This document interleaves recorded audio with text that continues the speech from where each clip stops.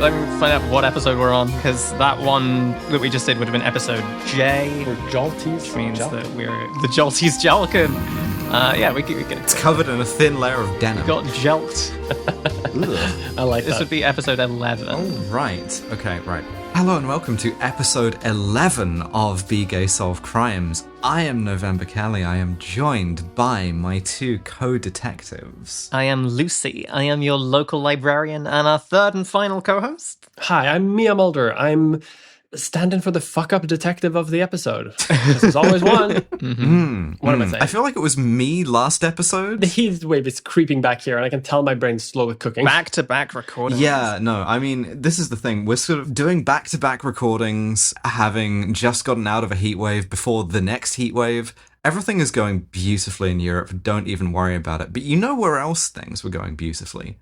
Was 1970s Hollywood. Yeah, we return again to Los Angeles. We must stop meeting like this. Everything that's ever happened in California in the early 70s. And I think that's true. And that's really the kind of area that I wanted to explore psychogeographically. And I definitely didn't just pick a movie that makes me laugh a lot when we decided to do The Nice Guys. It's so good, though. It's such very a good movie. I'm very glad that you suggested it, because I hadn't even heard of it for the suggestion, and I'm quite... No one had. quite into it. I like it a lot. No one saw this movie, no one liked this movie, and I think cards on the table, that is a real shame, because I should be able to see one of these a year. Yeah, this is up there with Benoit Blanc. It's like, give me more of these two. Yes. Incredible comedic potential here. Absolutely. I love a colorful little romp detective. That's something we need more of these days, I feel Yeah. like. We had romp spy movies for a long time. We can go back to detectives. We were spoiled a bit by Super Troopers, right? I think Hollywood is in a place right now where they've kind of had the thought that movies don't need to be funny ever, and we're seeing a decent number of really quite funny movies, and this is one. And I miss comedy. I miss when things were funny. We begin in the funniest possible place, which is Los Angeles in the 1970s, full of like serial killers, etc., etc. We know that shit's bad because the Hollywood sign is fucked up. It's got graffiti on it and stuff.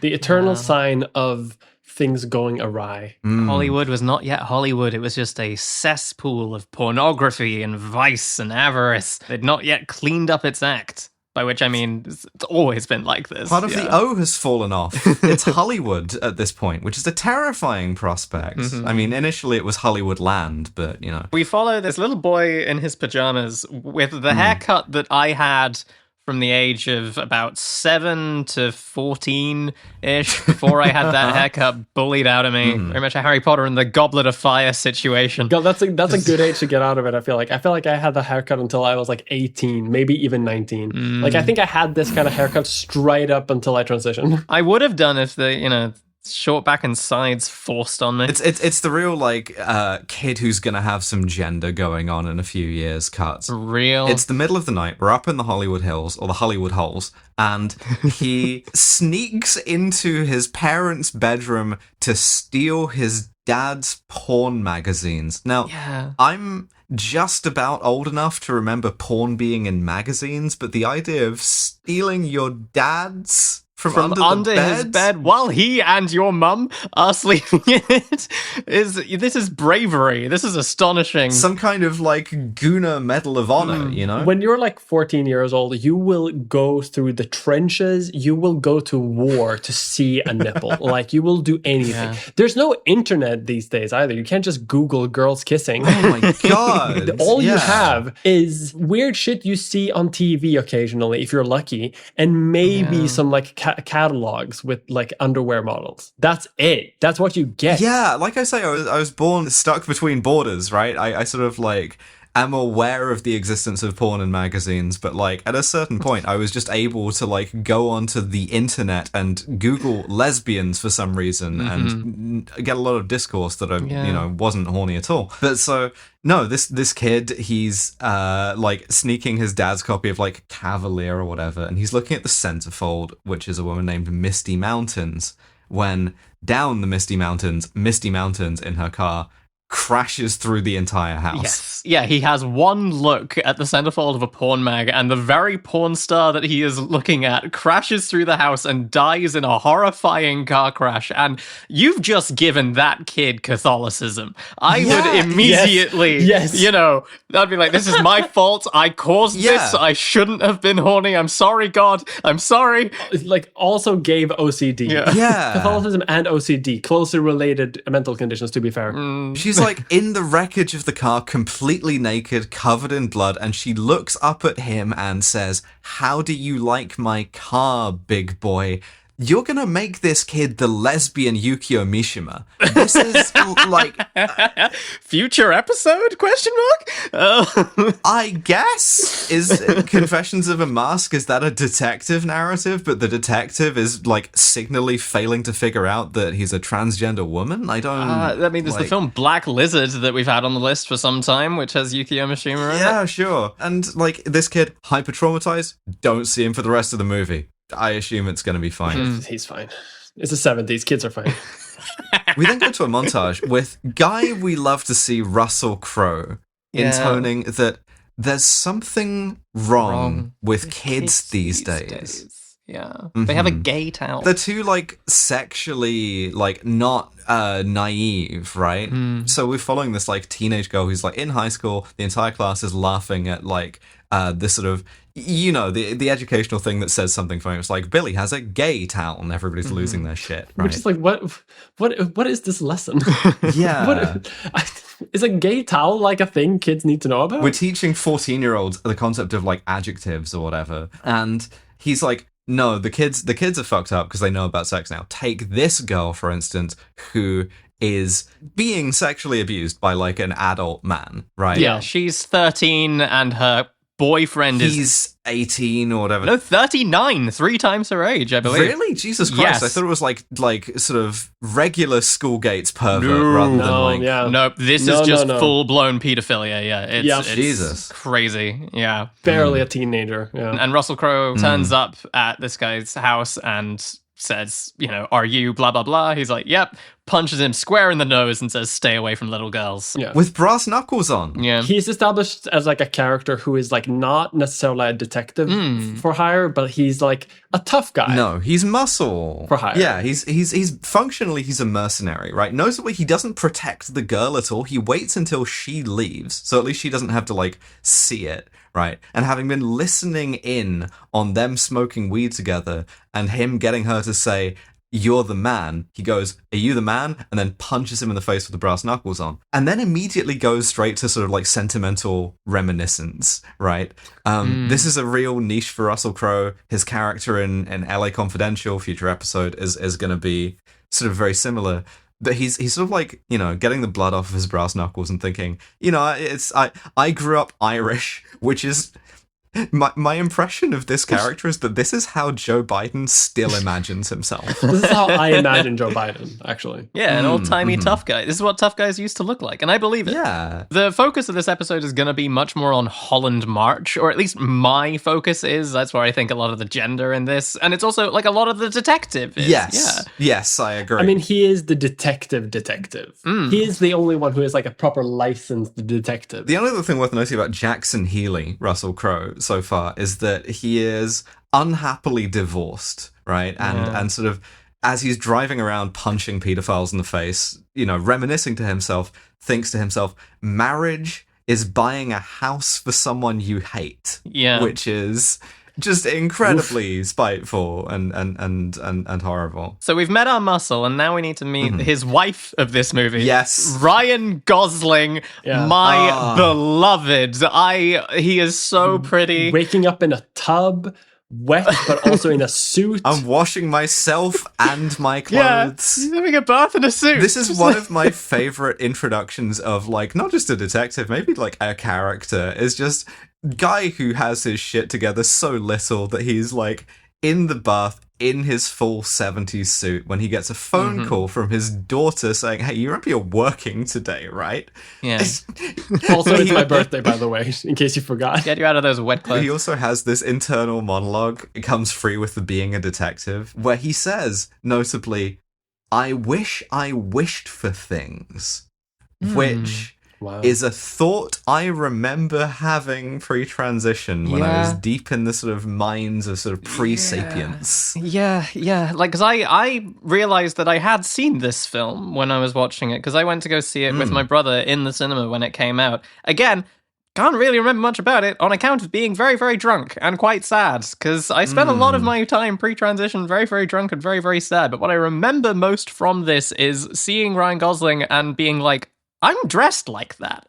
I'm wearing that suit. I am wearing the like sort of patterned floral shirt and the tie. This was my vision of like the kind of masculinity that I attempted to inhabit from the age of maybe 18, 19, right up until my egg cracked, right? I was a casual suits person. Oh, yeah, no, me too. Yeah, We've same. been there. We've all this is the cohesive bind between all of us hosts on this podcast. Exactly. Yeah, you can sort of tell that we recorded this and the Maltese Falcon back to back because we ended that episode talking about being menswear girls, and that's going to continue into this one because the suits in this are incredible. He also has, notably, written on his hand in biro, "You will never be happy," smiley face. Well, initially you think it's a tattoo. Like, I presumed it was a tattoo, and there's some payoff punchline later where it's like, oh, it's just biro. He's been writing this on his hand the entire movie. You've been writing, like, disaffirmations on yourself every day. Transgender. He lives for the bit a little bit, I think. Cause, why not? He's a struggling PI because now that it's 1977, no-fault divorce is a thing, and no-fault divorce is really messing with the PI business because there's no one to spy on anymore. I actually love this framing. To catch anybody. I love this framing so much. The fact that, like, you don't need PIs to look for if your spouse is cheating. Yeah, because you can just divorce and you're fine. He's also got he's a widower, right? So he's also very sad about women, but in this case it's because he's so damaged. His wife. Tell me your dreams, Ryan Gosling. Tell me your dreams. By the end of the night, hopefully I'll be Ryan Gosling. Am I right? Oh my God, Lucy. Okay. Bad girl. Oh. So he. Sorry, I think it's one of those headbutts that like hurts both of you.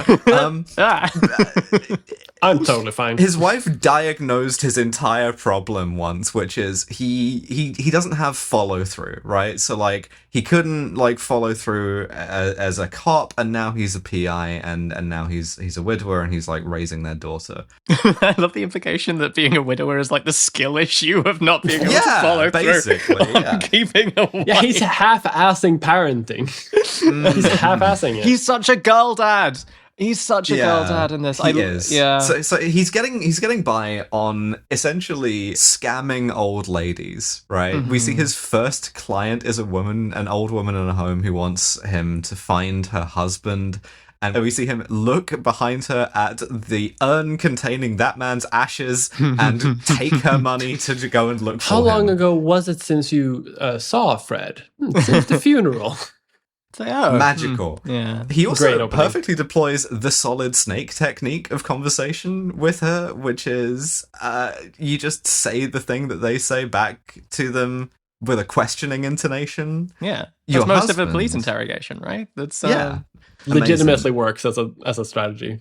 Yeah. Hey, for anyone listening, like if you don't know what to say, just say the thing back with a question mark at the end. Thing back works surprisingly well. Exactly. It's called active listening. Active listening. So what I'm hearing is that you're looking for like communication. Looking for communication. The thing is that like Holland March's daughter is basically Nancy Drew, right? Like he's a girl dad for Nancy Drew, and this pleases me. This is a prequel for the most ruinous girl detective you can imagine, and further to my sort of hard stance of I want one of these movies every year. If we can't have that because this was a while ago now, just get that actor back and just have it be a prequel to like giving her some Nancy Drew shit to do. Yeah, I'd kill for that. That'd be so good. But so Jackson, Russell Crowe, his next job is meeting with an alarmingly young Margaret Qualley, right? Who is being followed, and there are people going around asking for her, and she wants them sort of like shaken off.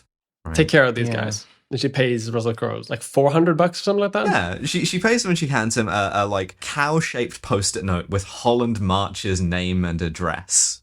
Right.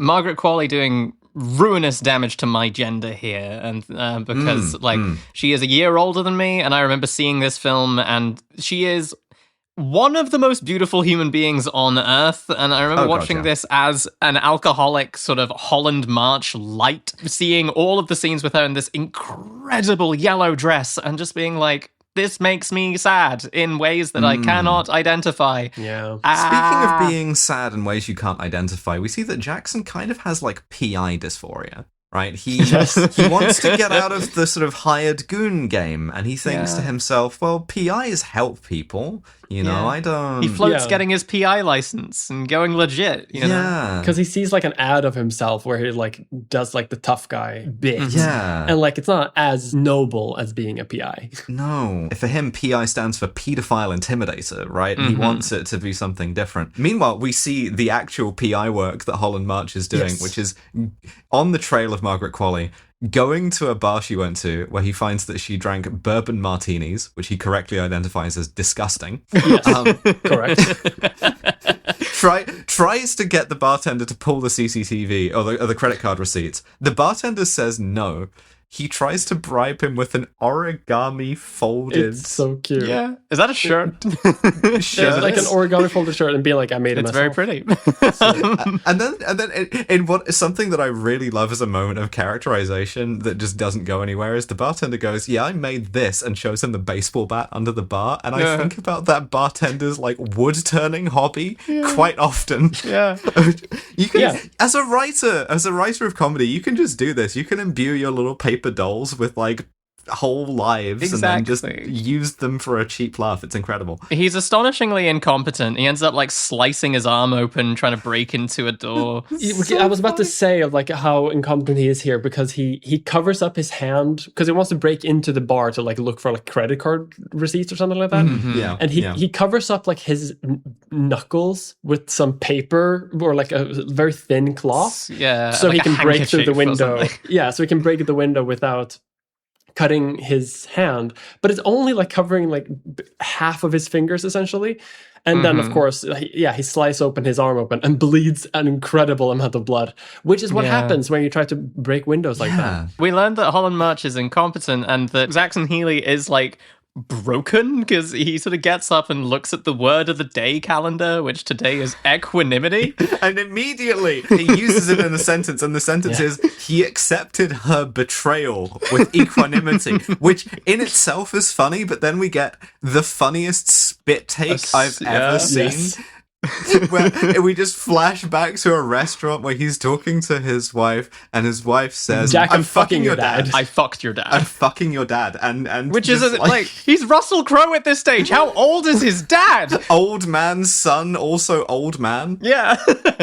I'm just thinking like, because you kind of see him be a little bit broken and being a bit sort of like, I don't know, whiny in a weird way, but like you see that and it's like, I would also be whiny. Yeah, that would fuck me up actually. If my wife fucked my dad, I would also be my dad.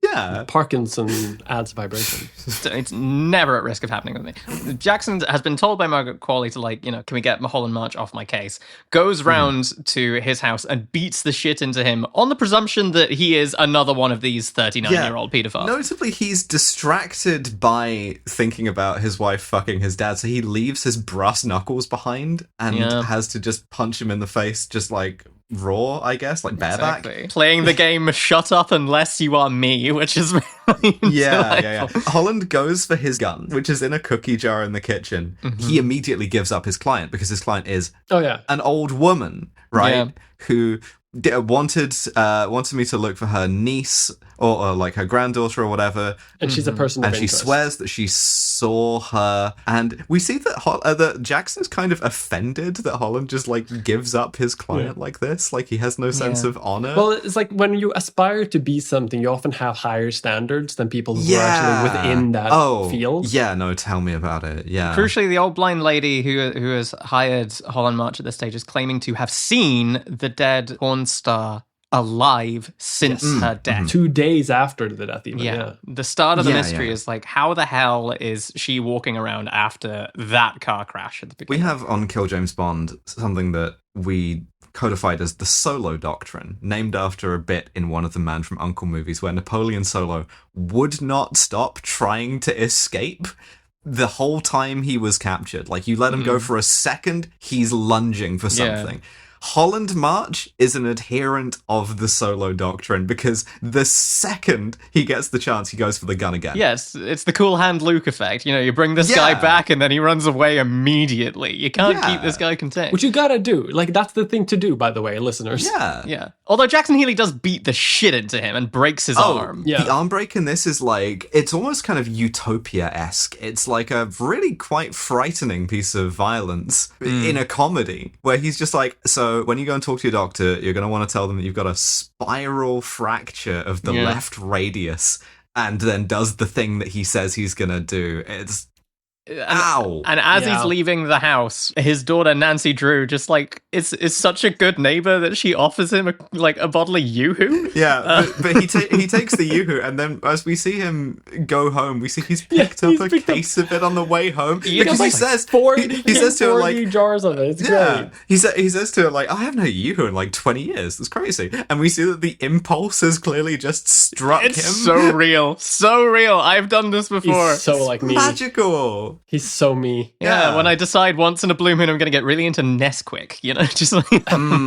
I do have to ask my fellow co-hosts, so what is a Yoo-hoo? Yoo-hoo is an American milkshake kind of beverage, I think. Yeah, it's like chocolate milk, I think. We don't have it over here, really. I think the closest equivalent would be like Nesquik, I think, right? It's it comes in either chocolate, vanilla, or strawberry flavor. It's the kind of thing that you as a sort of adult man and tough guy would not be in the business of buying until a teenage girl reminds you that you like it, which is such a great sort of characterization thing. That tracks very well. But Keith David is waiting for him. Keith David, yes! With a gun.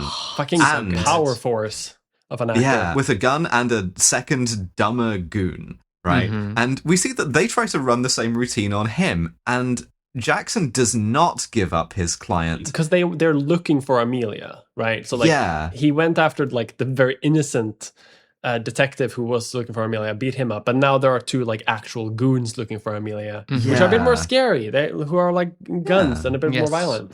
Yeah. We see that he takes this in stride, but he doesn't give her up. In either case, though, like, men are ridiculous in both ways, which I like, because the younger goon goes to go through his stuff, and he tries to warn him off, but he just has a briefcase with a dye pack, from Banks in there.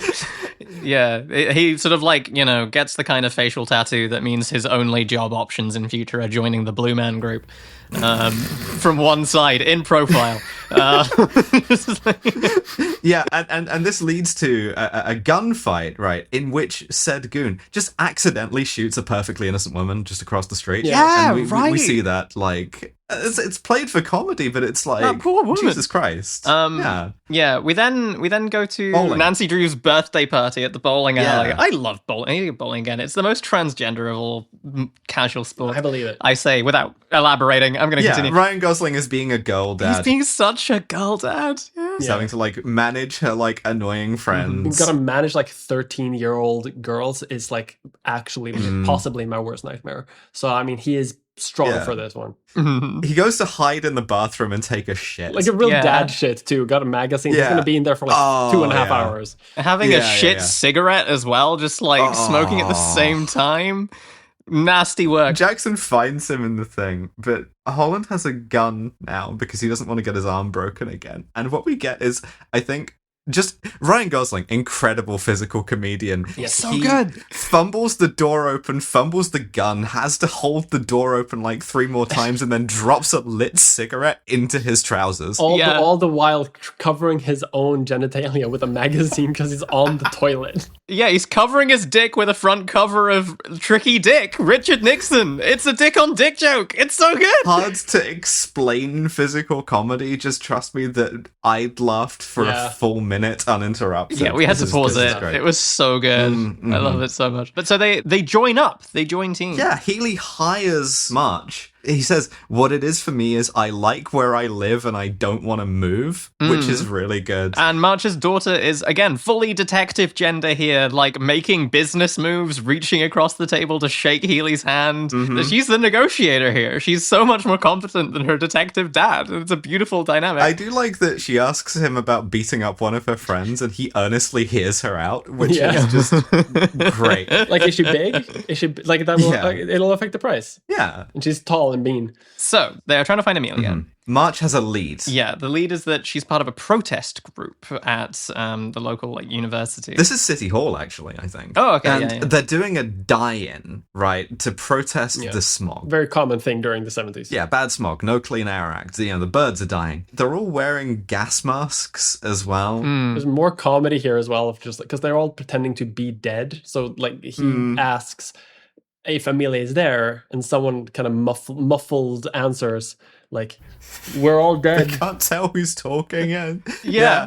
And this is immediately preceded by Marsh going down very, very harsh on ventriloquism as a comedy act. Just like, I hate ventriloquism. It sucks. You can always tell. You can always see their lips moving. Oh, it's so good. It's so good. This is one of the funniest films I've ever seen. It's an immediate favorite. Yeah. It's kind of surreal, but they what they get is they pick up the gas mask egg, right? There's a kid, there's like a boy with long hair and the gas mask who is like, well, I know where her boyfriend lives. So he takes them out there to a house that has completely burned down, like burned to the ground. And he's like, well, I knew the guy, he was into like experimental film and he had like a whole closet full of like celluloid film and it just went up, I guess. Yeah.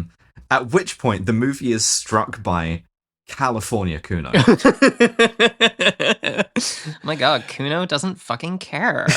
Oh my god, Kuno doesn't care. This little shit, just this kid on a BMX who is like, he will tell them like for like $20 that they were filming porno there, right? And even knows the name of the producer, although he misremembers it. He says like just casually, inappropriately, like I tried to get in the this is like a kid who's like 13. Okay, well, I don't know how that's my age. It's like a child, right? It's for sure a child. Ages are complicated. This kid in my mind could be anywhere between 3 and like 17. Like I have no frame of reference. Too young to be the lead in a porno, right? in the like little shit years, like the kind of kid that when you were a teenager you want to sort of like kick out of your way. It's the boy from Nancy Drew, right? Yeah. And he's like, I tried to be in the porno because I've got a big dick. And then as they're leaving, he asks if they want to see it, and March is so taken aback by this. He's like, we already paid you 20. What am I saying?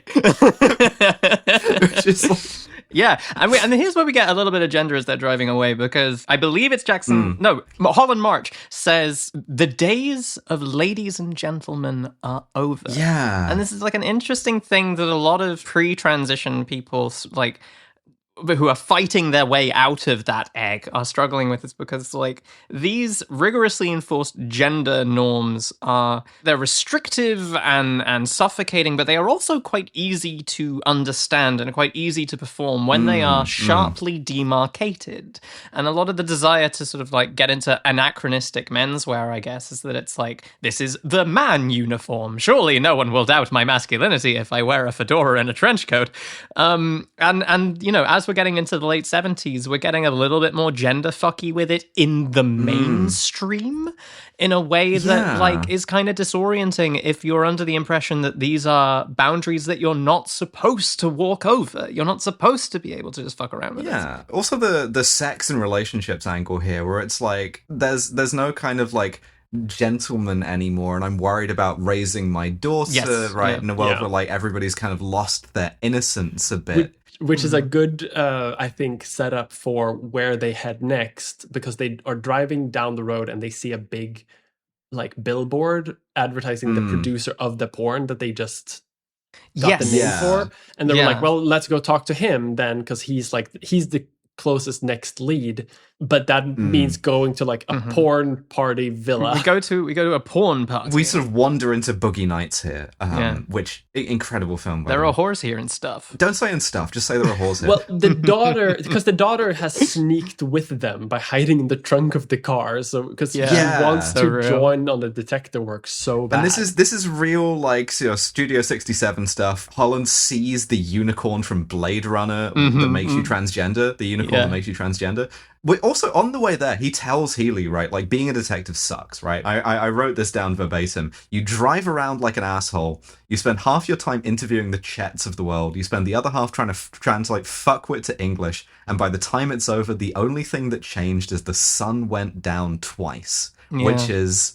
brutal. It is a good line, but it's like this guy. He has detective dysphoria. He doesn't get to feel like he's a real detective either. You know? Yeah, exactly. Just two boys approaching detective dysphoria from different angles. Yeah, exactly. No, real. The thing about this porn party is that porn parties are not an appropriate place for kids to be. What? No, you Anglos prudish. Overhearing conversations about, like, well, if you're gonna want me to drink that, you shouldn't have had the asparagus beforehand. Real, like, grim stuff. But Nancy Drew here is in, like, full-blown detective mode immediately. She is a professional. She is shaking hands with porn stars, sort of being like, can you help us in our investigations? Yeah, like, her dad tries to kick her out, and she sneaks back in anyway, unbeknownst to him. It's so good. We also establish here that Holland has no sense of smell. He is anosmic, right? Which is a kind of comedy throwaway thing. And so he can't smell the weed clouds, and we see that Jackson is kind of like not laughing at him, but a little bemused by this. Yeah, because they walk into a bunch of people smoking weed, and he can't smell it at all. I got hit in the head a while back. Fun fact: I am also anosmic. Well, we learn a valuable lesson from this movie about using this for sort of comic effect, right? Later on, but so. They're all kind of exploring independently. They split up. Yeah. Jackson finds like a pinstripe suit and some like paraphernalia for a porn shoot. Holland gets drunk and dives into the pool chasing lesbian mermaids. Which real. Yeah, we need to establish here that much like me in the cinema having a real sad time, Holland March here is... He's an alcoholic, not even slightly on the wagon. He is perpetually drunk, leading to one of the most beautiful lines that makes me sit forward in my chair of him going around asking people looking for Amelia. Smash cut to him several drinks later being like, hello, everyone, I'm Amelia. It's right there. It's textual. Exactly.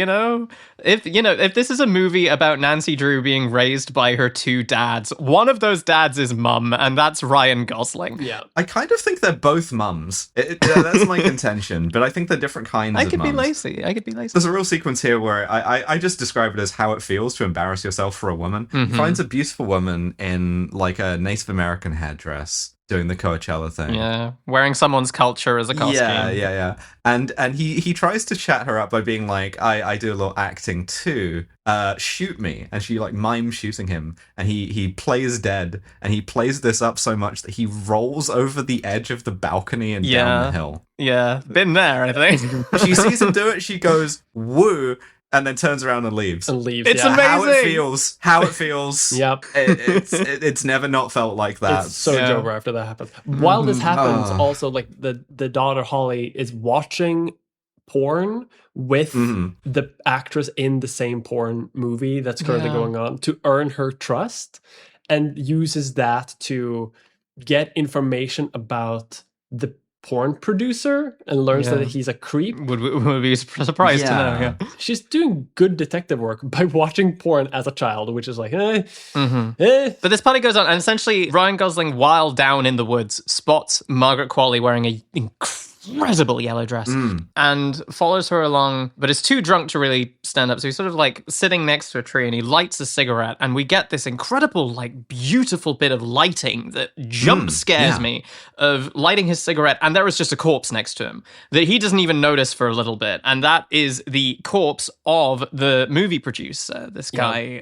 what's his name? Sid Shattuck. Yeah. He gets Healy down there, and together they agree to try and dispose of the body, which means they carry it down the hill and throw it over a fence where it pitches down about 50 feet vertically and lands in a coffee table in the middle of another party. It's beautiful, yeah. That's just how it goes in the Hollow Hill. We get some peril for Nancy Drew because she gets found by one of the actresses at this party who sort of takes her into a car that has guy who got the dye pack from the bank splattered all over his face. The blue khaki, if you will. Yeah. Incompetent goon. Exactly. Who is very, like, threatening here. And there's sort of a real sense of, like, oh, not only are you out of your depth, little girl, at this porn party, you are also in danger. And Blueface spots Amelia, Margaret Qualley, across the party and is like, hold on, I just need to shoot this woman. Sort of like, opens the door to stick her gun through. And Nancy Drew smashes the car door onto his wrist, dives out the car, tells Margaret Qualley to run in something genuinely quite spooky. I think if I was at a party and a small child fell out of a car with a guy with a gun and screamed at me by name, run, I'd run. I'd listen to her. I'd be like, okay, I believe you. Sometimes the universe just gives you clues and you gotta listen. Yeah, exactly. Yeah. Jackson runs into Keith David, has a fight with him, which culminates in him shooting him in the leg through a jacuzzi, which is a great shot. Yeah, some really good choreography here. Holland has to steal a car to chase them down, and then as the daughter and Amelia like find each other and are being held at gunpoint by the goon, he gets flattened by a speeding van. Yes. Right?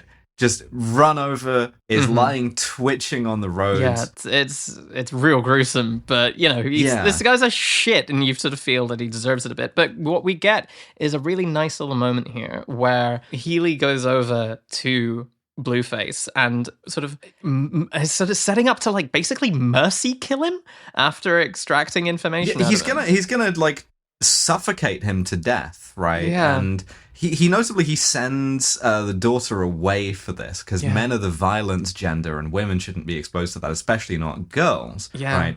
Amelia just flees the fucking scene, right? She's had enough. But so he's gonna kill him, and Blueface tells him, you're fucked now because this movie has another antagonist. You're going to have to deal with Matt Bomer doing Crispin Glover, which is a thing previously you could only see in certain clubs. Jesus Christ. Yeah, his name is John Boy, like the kid from the Waltons, right? And he's coming to kill you. Because Blueface is sort of like his last dying breath is to tell Healy about this. He's going to get you. Obviously, there's a bit of cleanup to do. The police arrive. There's a corpse, so you need to like square that circle a bit. There's a great line where Holland is like being held away from his daughter by the cops, and the cop tells him, "I'm just doing my job," and just following orders. You know who else was just following orders? Hitler. Which is like the stupidest way. Whose orders do you think he was following, man? Well, if you play the Assassin's Creed games, you'll find it. No, but so. Kim Basinger enters the movie. Basinger? Yeah, Kim Basinger. Basinger. Yeah. She works for the Justice Department, and she is Amelia's mother, right? She works like anti-drugs and anti-porn, right? And so the Vegas mob are trying to move their porn into Los Angeles. Yeah. And it's very, very much, she's kind of positioned as like a clean, more professional version of what they're doing, because they're Holland is doesn't mind the porn, doesn't mind the alcohol, probably doesn't mind the drugs as well, but and then like it's contrasted very well with this more like cleaned up act. There's a really beautiful moment where Kim Basinger is sort of talking about how much difficulty she's having with Margaret Qualley, and Ryan Gosling looks at her and so earnestly just says, "Mothers and daughters, I know, it's tough." And it's like, are you mum? Is that what that is? Can I call Ryan Gosling mummy on this podcast? Is that something I can do? They both are. They both are. They both are. The other thing is we see that Kim Basinger has an incredibly beautiful assistant who Ryan Gosling is very, very taken with, who Holland March is very taken with. He also lowballs himself. right? Yes. She is writing out a check to hire them to find Amelia and bring her back. She's writing 10,000, and as she's doing it, he goes, "We couldn't do it for any less than 5,000." And she tears up the check before showing it. Magical. It's so good. And here's another scene now where we learn that not only does being an alcoholic make you very bad at recognizing your own gender dysphoria and being able to listen to, you know, the person who needs help inside you, it makes it hard to listen to people who need help outside of you as well, because he's sort of aura farming by the pool, smoking innumerable cigarettes and sort of just throwing them into the water. And Healy comes up to him and confides in him about... He's got some gender dysphoria. Yeah. He has something that is very, very, very, very relatable to me, right? Albeit not the actual situation, right? The situation is one of the cops recognizes him as Diner Guy. Yeah. He's Diner Guy because one day, like in the Mountain Goat song, he was in a diner and a guy with a shotgun came through and he took the shotgun away from him.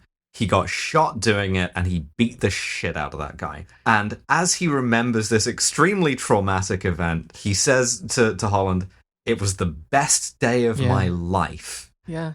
It felt like a moment when I was useful." It's like... Yeah, that's real. This is like I think perhaps something you can relate to, which maybe we can call duty dysphoria. Yes, oh my god, yeah, absolutely. Like, which is very much the reason why I tried to join the military. You've basically just threaded Nova's whole Neil.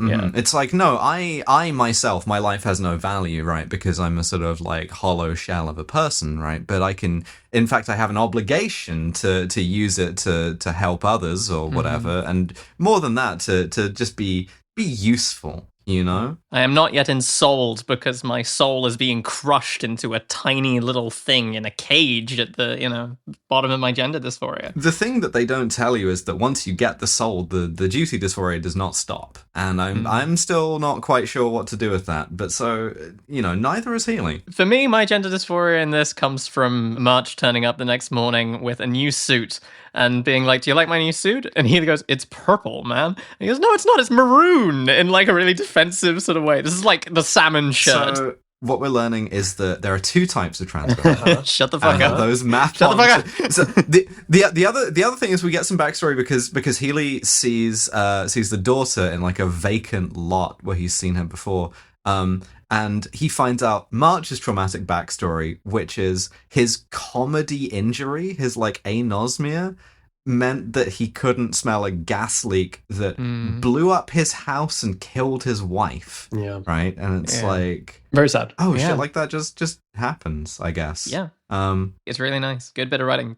Yeah, very good. So they're trying to track down Amelia to a hotel. He's just been accused by his daughter of being the world's worst detective, and then he starts flexing on it, being like, "Actually, that note that you got, you've completely misunderstood what it means. It's about an airport, you silly goose." And you're like, "Oh, okay, maybe this guy does know what he's talking and it's probably about a hotel, because like there's no flights right now, as everyone should know. Exactly. And then they go there and it's just an empty lot. It's like completely wrong. Yeah.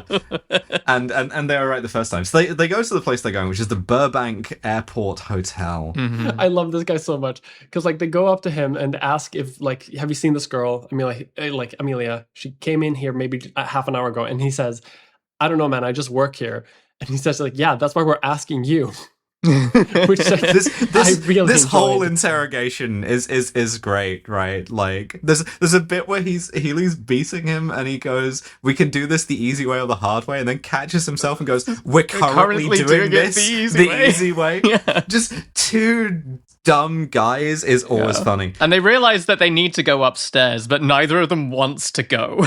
Yeah, because John Boy, the scarier guy, is up there killing everybody right now, and maybe killing Amelia. Agent 47 from Hitman. Yeah. They go up in the lift, and in the course of this long lift ride, it's sort of mentioned, the bartender says of the goons up there that they're like bodyguards, the kind that have got their balls removed. What's the that word called? for that?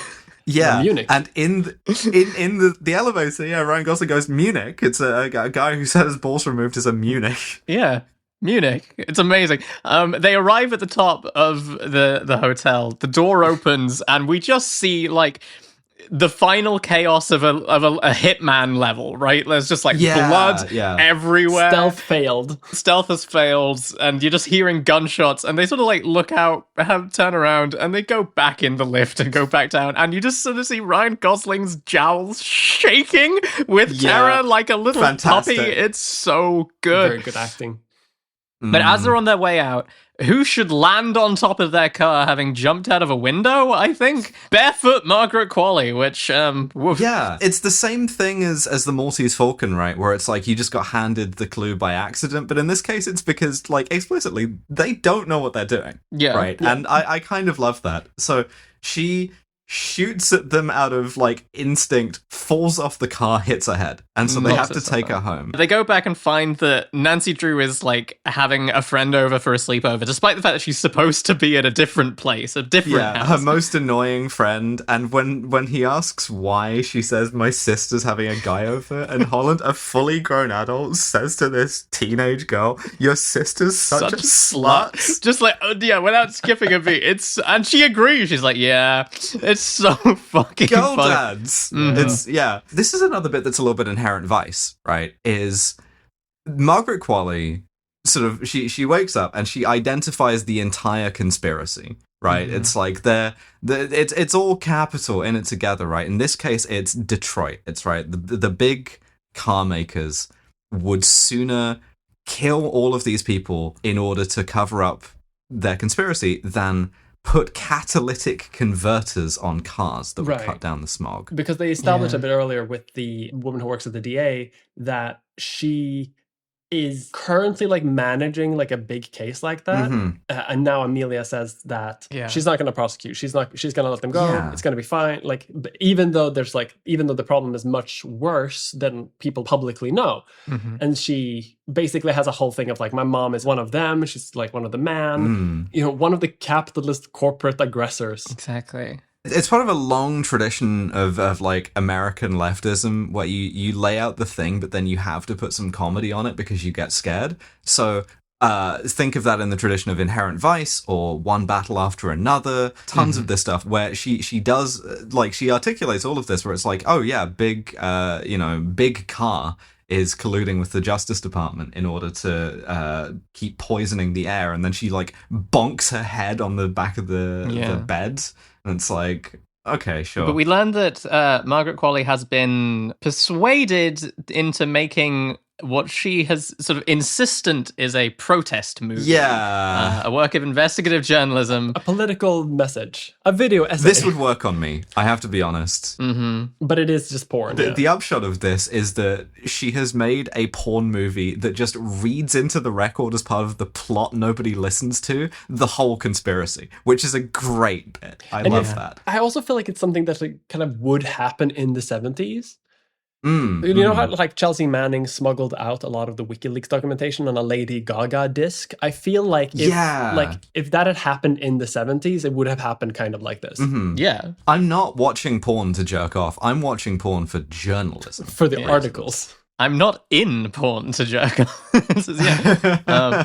I was bouncing on it for like very good reasons. Yeah. Thank you. And so having had the plot explained to them, they leave and sort of like they run it past one another being like, what do you think? And the teenage girl is sort of like, I really like her dress. Nancy Drew says, I really like her dress. And then Ryan Gosling is like, it's a really nice dress. It's a really, really nice dress. Interesting. So he calls Tally, right, who is the assistant at the Department of Justice, and he just fully gives away that they have Amelia, right? We see that because he's so down bad, she's like rolling her eyes on the phone at how stupid he is. Mm-hmm. So she's like, come to the office. She concocts this story about needing them to deliver some money for a ransom. She lures them there. This is where we get the Nixon story, which is another beautiful little sort of like surreal touch, like the die-in, right? Yeah.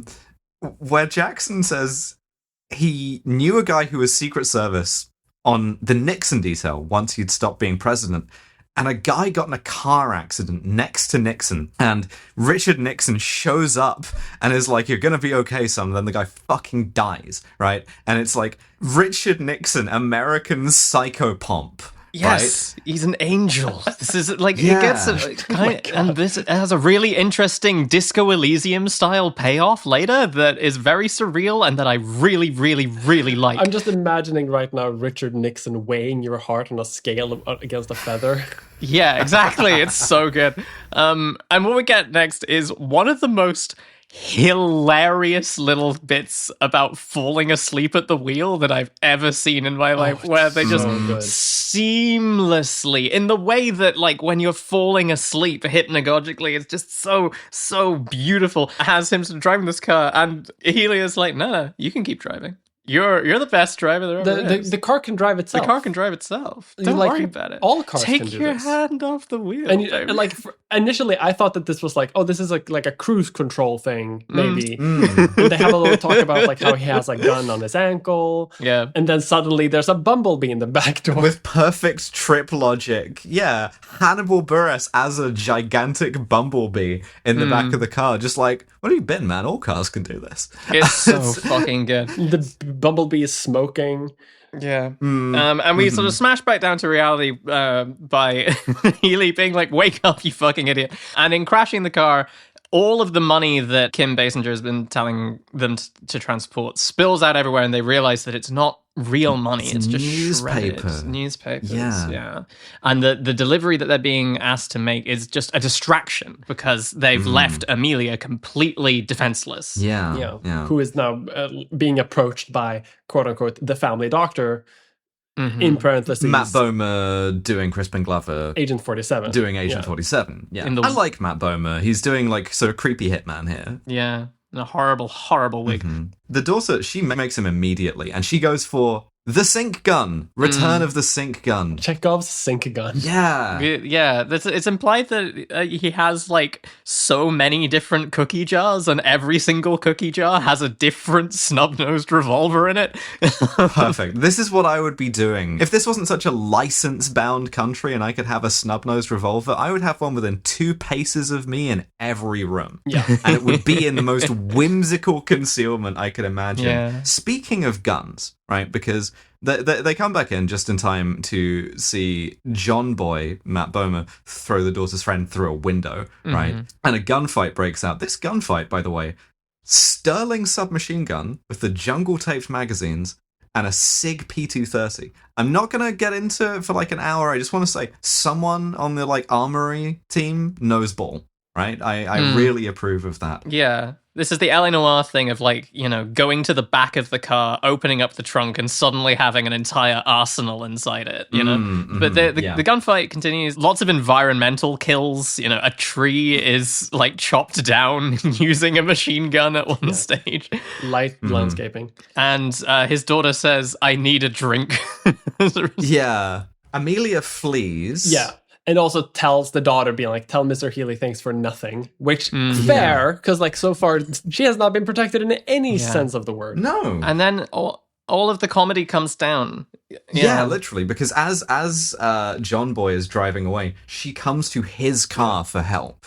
Not knowing that it's him, just thinks that it's a random passerby. Just bad luck. Hey, I really need to get out of here. Yeah. He's like, oh, good. Oh, wow, what luck. This has fallen into my lap. Shoots her dead. Yeah.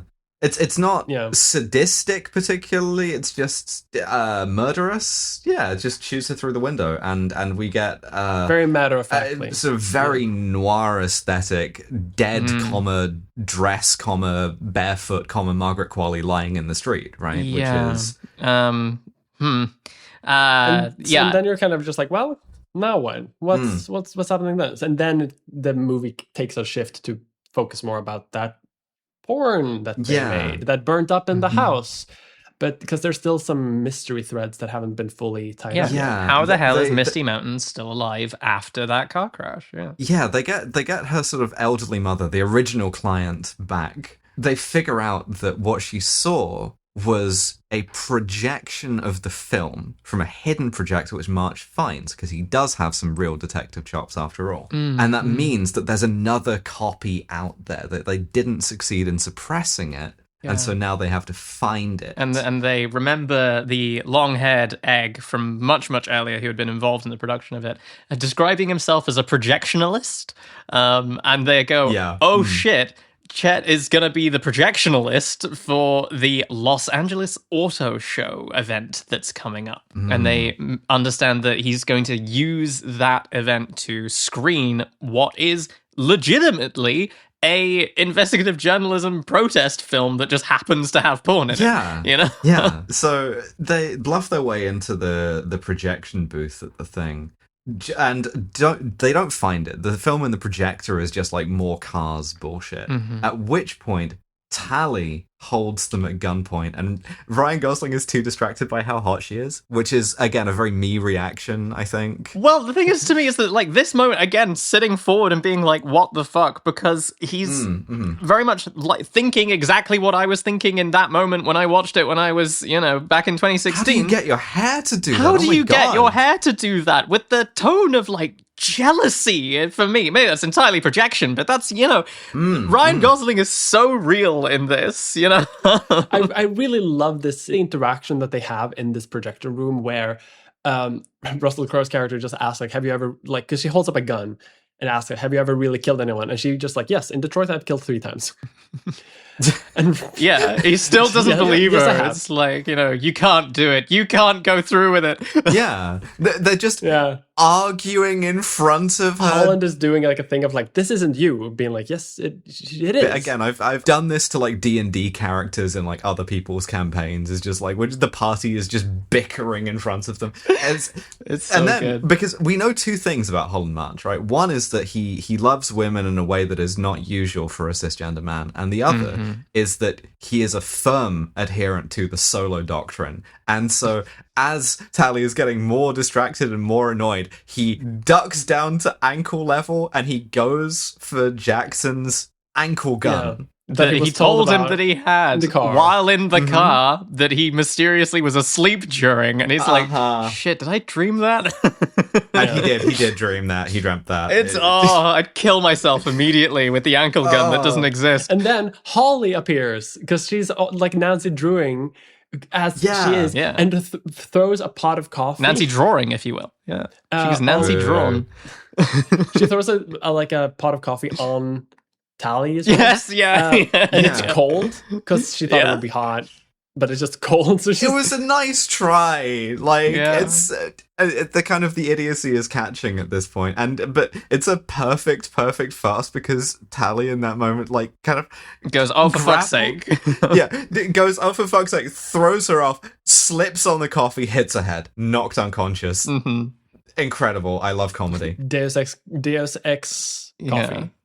The film rolls out the window as well. They go chasing after it and smack their heads. It's like, it gets very, very slapstick at this stage. Yeah, so they have to split up and look for the projectionalist, right? So Holland goes upstairs to the rooftop bar, right, where he cannot walk past a free bar. And so even though he has pinky promised his daughter that he's going to find the thing and not get distracted, he immediately sits at the bar and immediately gets drunk. Yes. Yeah. Because that's the kind of guy he is. Yep. And so Keith David reappears, holds Holly at gunpoint, and takes him up to the roof with her, and he's like shaming him for being such an alcoholic, right? It's embarrassing. You know, your daughter's seeing you this way. Don't you have any self-respect? And at this moment, we get the apotheosis of Holland March, where he's like, actually, I'm not a barber. Short back and blow your fucking head off. Where he's like, I am not drunk. I was pretending because I pinky promised my daughter. And he throws him off the roof. He gets grabbed down with him, and we get a really kind of horrible bit of the both of them falling off the thing, inches apart. Holland lands in the pool, right? Keith David's character does not land in the pool. He misses the pool, and he becomes jam. He becomes like marinara sauce. It's grim. Horrible. Just barely missing the pool. And as what's happening, porn begins to play over this auto show, like on one of those big displays, which turns from like a car ad to fucking. Yeah. The sort of CEOs are panicking, and John Boy tries to like he distracts people by blowing up one of the cars and shooting out the projector. Which then sparks off this gunfight, and my favorite gag in the whole movie. Yes, yeah, the lazy Susan. Yeah, I don't know if it's a lazy Susan if it doesn't have a cake on it. I think that's a very strict dichotomy to me. I think a lazy Susan is for the whirling of cakes and sort of patisserie only. Car is cake. Everyone knows this. Yeah. If it's meat, it's a rotisserie. If it's a pastry, it's a lazy Susan. If it's a car, it's a turntable. We've forgotten basic genders. Because Holland hides behind a car, on this car show that is slowly rotating and revealing him to the shooter, which is fucking hilarious. Just really, really, really good. Unfortunately, my notes here are getting a little bit thinned out because by this stage, because you were watching the movie. I'm just enjoying it. I'm just having a wonderful time, and I've forgotten to say that. Yeah.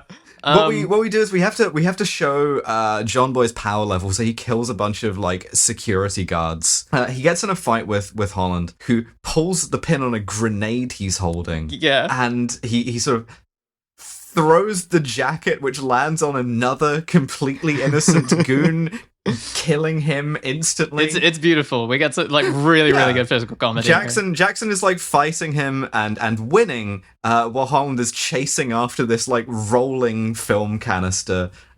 He finally grabs it and sees that the writing on his hand has rubbed off and now says, "You will be happy," and he just looks at it and goes like, "Goo." And that's kind of how transition feels a lot of the time. Right? So much shit is happening around me, and I just have this thing on me that's like, you can be happy now, and I'm just.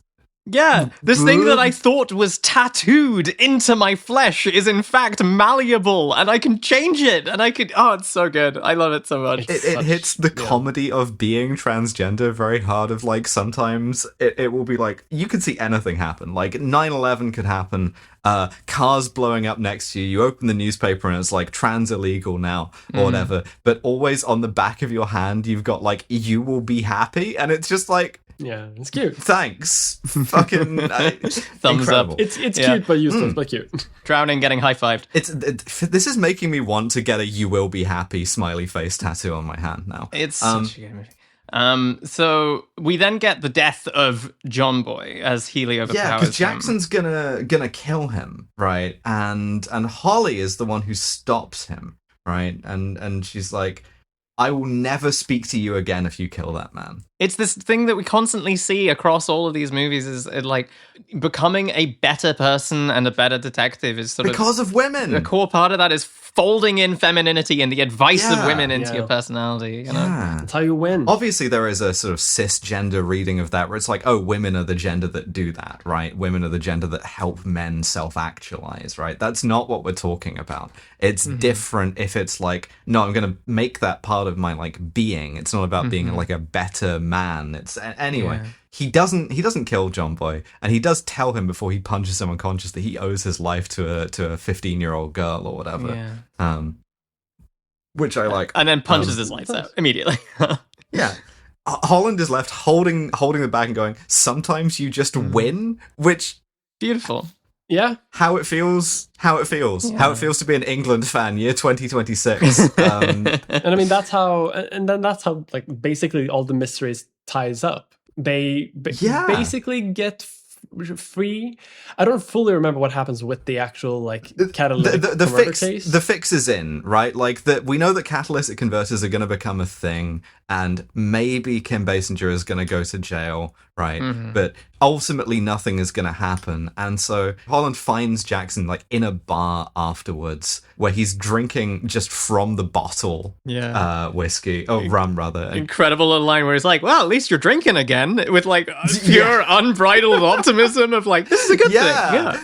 Yeah, where it's like, nothing changed. And it's like, well, it doesn't matter. And big line at the end where it's like, 5 years tops, we're all driving electric cars from Japan anyway. So yeah, it's the Blade Runner thing, right? It's interesting. Yeah, there's real hope. And they're gonna go into business together, and we get a shot of the like ad of the Nice Guys agency with the two of them, and I'm like, one of these movies every year for the rest of my life, please. More. Yes. Give me more. I love this. This could be a franchise, for God's sakes. Why is Russell Crowe personally the harbinger of raising and then dashing my hopes of consistent movie franchises.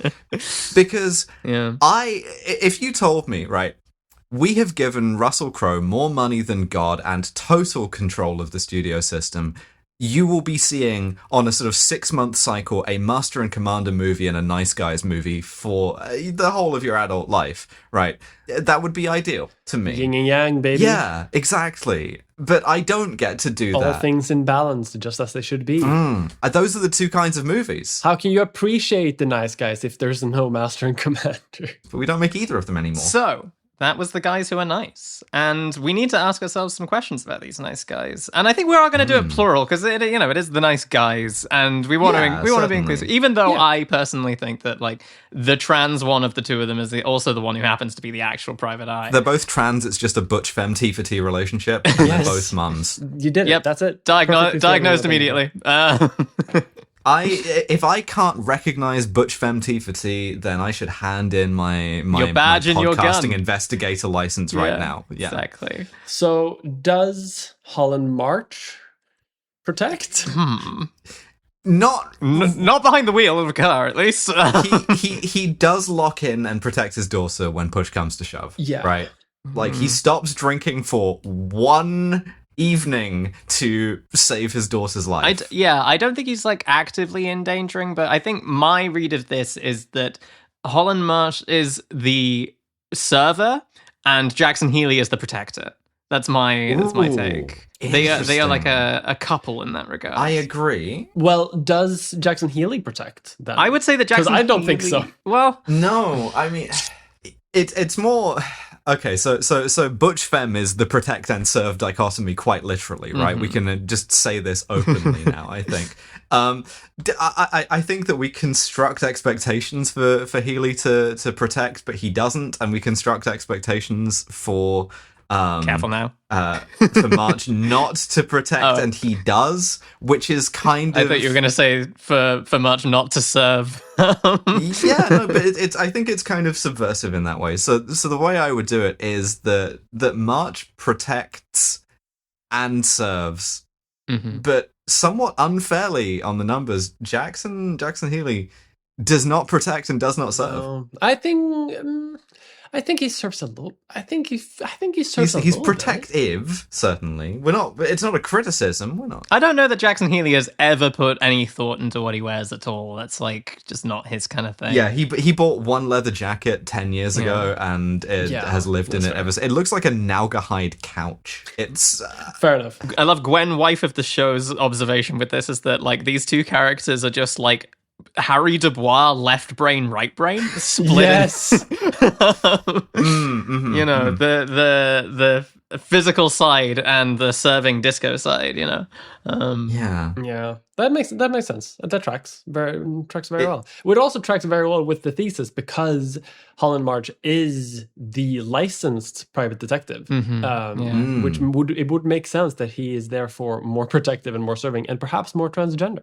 Holland March absolutely serves in this so hard that it made me put off transitioning for a little while longer because Ryan Gosling is a very, very, very handsome man. And, you know... different suit in every scene. Pretty much. I had multiple of them. And they all whip. They're so good.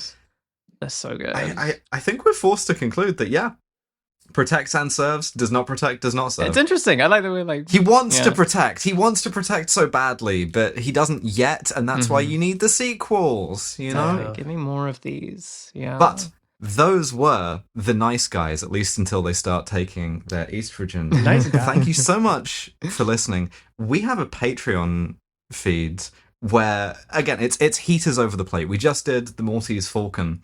But our next bonus episode is going to be Who Framed Roger Rabbit? Oh, I'm so fucking hype. Yeah, I love that movie so much. I cannot begin to express how excited I am for it. I've actually never seen it, so I'm looking forward to seeing it for the purpose of you haven't this podcast. It's an incredible film, Mia. You need to watch it. Oh my god. This is the project of making my dear friends watch good films for fun continues apace, because in the mainline episodes, our next one of those is going to be Touch of Evil with Orson Welles. I'm hyped to talk about it. We're going to give them a smidge of the evil. Yeah. Yeah. I love Orson Welles so much. There were like 3 guys I could have stood to have been pre-transition, and 2 of them were Orson Welles, and I don't know what that says about me. But Ryan Gosling and Orson Welles. Pretty much, yeah. No, absolutely. Yeah. That was my Such sanctuary. a theatre kid. Oh my god. Inside of you, there are 2 wolves. Inside of me, there's Ryan Gosling. I wish, you know. Thank you so much for listening, and we will see you next time. Bye, everyone. Bye-bye. Bye-bye. Hey, thanks so much for listening to that episode of Be Gay Solve Crimes. If you like that, you should head on over to our Patreon, where you can, for as little as £5 a month, check out every bonus episode we've done so far, as well as get access to a new bonus episode every other week. You're gonna want to tune in for the next one. Who Framed Roger Rabbit is one of the top films that we had in mind when we started this podcast. It's incredible. If you have already subscribed to our Patreon, thank you so much, and we especially want to thank our £10 and above patrons, who are as follows: TB Skyen, Rowena Robot, Transfem Oscar Wilde, Saturday's Claire, Jordan Gammy, Sparky, Robert Greensmith, Chloe Salzenberg, Transfer Productions, Dalton Fitzgerald, Anne Hedonia, April, Femme Butcher, Clocky Galadriel, Athena V, Fenris Mayday, Sonia with a Y, Moss, The Sexy Gut Shot, stop it, Kyle Clark, Gil the Gilded Dragon, Audrey Witt-Pittman, Balakatina Gaviscon, Yarenko, Codex O'Healy Melcher, Helen, Puppy Toys, Starlight Foxslope, Philip James, Monsieur Squirrel, the Reverend is cautiously trialing the name Halcyon for now, or just Hal for short, Sirob Cassin, Rachiology, the Aurelii, Princess Reese got the word puppy-brained entered into an official training record.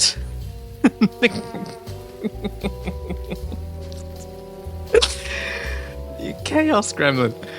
Persimmon, Shally Wolfie, Stormstream, Bananalog, Charlotte, Red Ash VA, Armored Contempt, Liz Rossi, Maxi Mayu and the Great Uterus Caper, Were, Columbo's Dog, ACXG, if that's your real name, Faye, Gwen, wife of the show, really likes it when Lucy says puppy toys and thinks other people should change their name to puppy toys.